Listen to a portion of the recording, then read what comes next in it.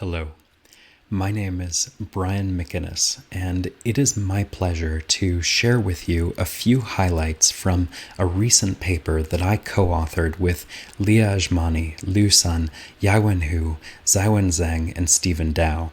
The paper is titled Reporting the Community Beat: Practices for Moderating Online Discussion at a News Website. Many news outlets have tried to foster online discussion around news articles, but have decided to shut down their commenting sections. There are several key reasons. First, moderating an online discussion is expensive. Second, the people who read and post comments tend to reflect a highly active minority of the people who read the news online. Third, comments often exhibit low quality and toxic elements, which can distort what a person remembers about an article and polarize their views. For many news outlets, the costs of moderation outweigh the benefit of hosting a discussion. While many news websites have shut down their commenting systems, the New York Times has continued to scale up to reach larger audiences. Over time, the number of articles open for discussion at the New York Times website has increased from one article per day in 2006 to enabling discussion about nearly all articles by 2017. To learn about the content moderation strategies that have made these advancements possible, our paper explores the research question: what moderation practices has the New York Times created to balance concerns about credibility in reporting, while facilitating a large volume of online discussion within the fast-paced news cycle?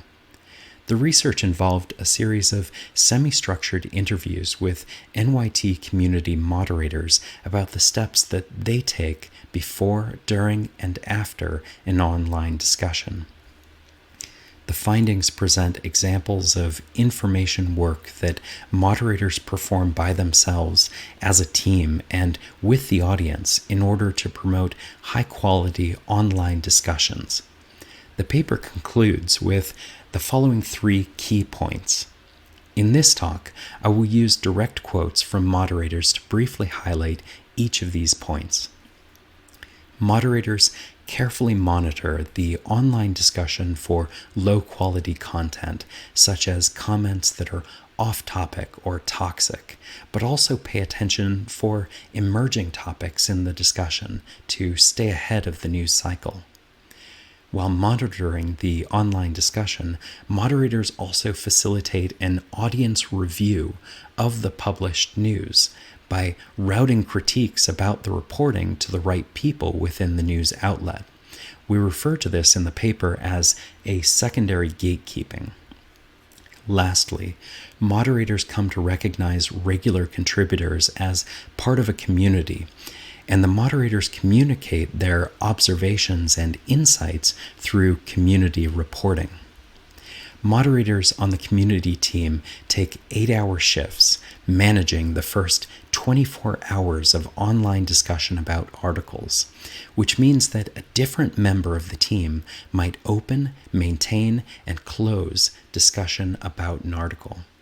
As the news cycle does not stop when an article is published, moderators continuously update their sense of what is on topic and factually accurate. Recently, moderators have devoted more attention to fact-checking comments because they are concerned about the risk of amplifying misinformation. A moderator shared their trepidation around not rejecting misinformation. I hope this comment is going to be okay, that it doesn't attract, 50 other commenters saying that's not true.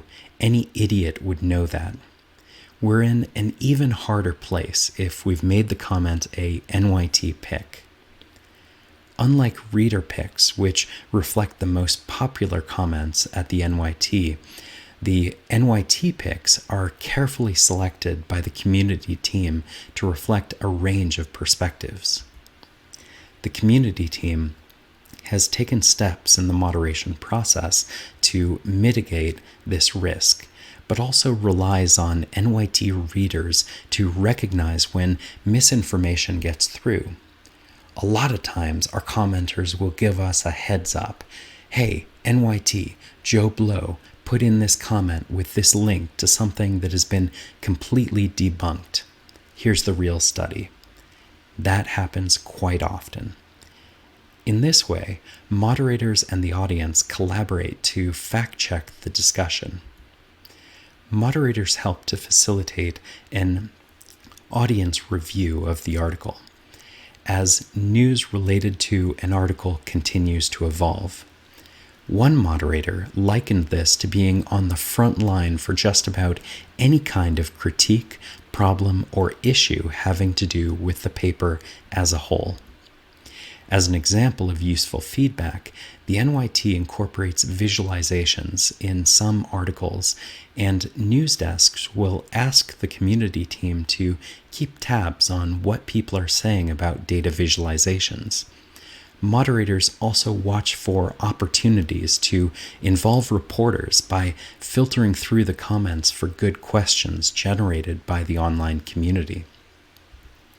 Responding to feedback about the article and looking for opportunities to involve reporters in the discussion reflects a type of inter-organizational coordination that is substantially different from community moderation elsewhere. In the paper, we discuss how the process of facilitating an audience review of an article is similar to the recursive process of choosing what information to include in a publication, which is called gatekeeping. This secondary gatekeeping of published articles that community moderators help to facilitate enables news outlets to engage with questions, critiques, as well as new information bubbling up from the discussion. Like a reporter, moderators also pay attention to the people who frequent the news website discussions, even recognizing familiar profiles by their written voice and where they tend to comment. Reflecting on a specific commenter, they are very opinionated, almost grating, but to see them post in the NYT cooking section, you see this very different perspective on them.